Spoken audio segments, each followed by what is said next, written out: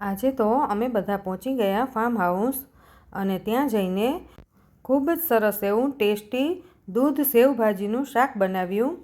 અને આ શાક તમે એકવાર બનાવશો એટલે વારંવાર બનાવશો, એટલું ટેસ્ટી બન્યું હતું. તો ચાલો કેવી રીતે બનાવવું એ જોઈ લઈએ. તો તેના માટે 3 થી 4 ટેબલસ્પૂન જેટલું તેલ લઈ લીધું છે. અહીંયા ક્વોન્ટિટી વધારે છે એટલે બધી વસ્તુની ક્વોન્ટિટી વધારે છે. તમે તમારા ટેસ્ટ પ્રમાણે વધારે ઓછી એડ કરી શકો છો. પછી તેલ ગરમ થાય એટલે તેમાં જીરું એડ કરવાનું, મીઠો લીમડો એડ કરવાનો અને 1 ચમચી જેટલી આદુ મરચાંની પેસ્ટ એડ કરી દીધી. જો તમે લસણ ખાતા હોય તો તમે લસણની પેસ્ટ પણ એડ કરી દેવાની. અને પછી આપણે તેમાં 1 કપ જેટલા ટામેટાની આ રીતે અધકચરી વાટેલી પેસ્ટ બનાવી છે એ એડ કરી દીધી. અને જો તમે કાંદા ખાતા હોય તો તમે ટામેટાને એડ કર્યા પહેલાં કાંદા એડ કરવાના અને કાંદાને પણ એકદમ ઝીણા સમારીને જ એડ કરવાના, જેથી એકદમ ચડી જાય. હવે ટમેટાં એડ કરી દીધા છે આપણે. પછી આપણે તેમાં જે બેઝિક મસાલા આવે એ એડ કરી દીધા છે. હળદર, મીઠું, ધાણા જીરું અને લાલ મરચું એડ કર્યું છે. આ બધી જ વસ્તુ તમે તમારા ટેસ્ટ પ્રમાણે વધારે ઓછી એડ કરી શકો છો. હવે ટામેટાં એકદમ સોફ્ટ થાય અને તેલ છૂટું પડે ત્યાં સુધી આપણે તેને ચડવા દેવાનું. પછી આપણે તેમાં થોડો એવો ગરમ મસાલો એડ કરીશું. આ શાક ખૂબ જ સરસ લાગે છે અને ગરમ મસાલો એડ કર્યા પછી એકદમ સારી રીતે તેને ચડવા દેવાનું.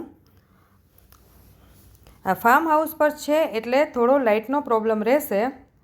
પછી આપણે કસૂરી મેથી એડ કરી છે. કસૂરી મેથીને આ રીતે મસળીને એડ કરવાની.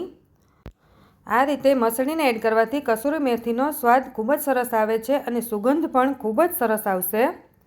હવે કસૂરી મેથીને સારી રીતે મિક્સ કરી લઈએ અને એકદમ સારી રીતે ઉકળવા દેવાનું. પછી ઉકળી જાય પછી આપણે તેમાં 1 કપ જેટલું પાણી એડ કરીશું.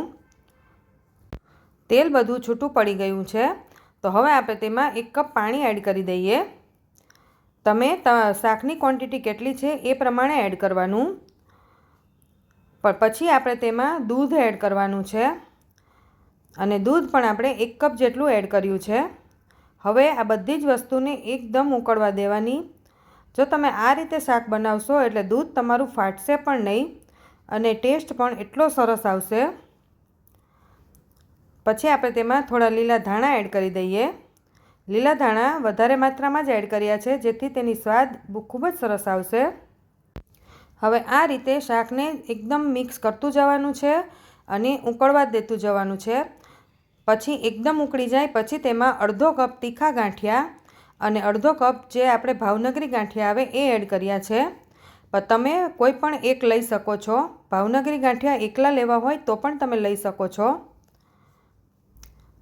હવે આ રીતે બંને ગાંઠિયાને થોડા થોડા એડ કરી દીધા અને તેને લગભગ 5 મિનિટ માટે આ રીતે ચડવા દીધા. 5 મિનિટ પછી શાક આપણું એકદમ સરસ ગ્રેવીવાળું થઈ જશે અને આ બધું જ દૂધ અને પાણી બધું જ મિક્સ થઈ જશે. જોતાં જ ખાવાનું મન થઈ જાય તેવું શાક બન્યું છે. હવે 5 મિનિટ પછી જોઈએ તો આપણું શાક સરસ એવું તૈયાર થઈ ગયું છે અને ગ્રેવી પણ ઠીક થઈ ગઈ છે. હવે ઉપરથી પણ પાછા થોડા લીલા ધાણા એડ કરી દીધા. તો તૈયાર થઈ ગયું છે આપણું દૂધ સેવ ભાજીનું શાક. તમે પણ ઘરે જરૂરથી ટ્રાય કરજો.